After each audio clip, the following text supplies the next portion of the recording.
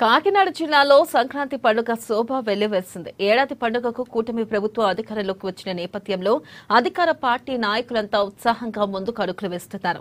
ఎప్పటిలాగే ఇప్పుడు హైకోర్టు ఉత్తర్వుల మేరకు సంక్రాంతి బరులలో పందెం పుంజులు, గుండాటలు వంటివి చేయకూడదని ఆదేశాలు ఉన్నాయి. కోర్టులు తమను ఏమీ చేయలేవు, తమను ఆపలేవంటూ కాకినాడ రూరల్ ఎమ్మెల్యే పంతం నానాజీ, మాజీ ఎమ్మెల్యే పిల్లి సత్యనారాయణమూర్తి ఇద్దరు కలిసి పందెం బరులలో దగ్గరుండి మరీ పందెం కోళ్లను బరిలోకి దించారు. కాకినాడ జిల్లా పోలీసులు ఇప్పటికే కొన్ని పందెం బరులను విధ్వంసం చేశారు. అయితే ఎమ్మెల్యే సార్ దగ్గరుండి ఆడిస్తున్న బరులను పోలీసులు ఏమైనా ఆపగలరా? ఆపే ధైర్యం వాళ్లకుందా అని కామెంట్స్ చేశారు.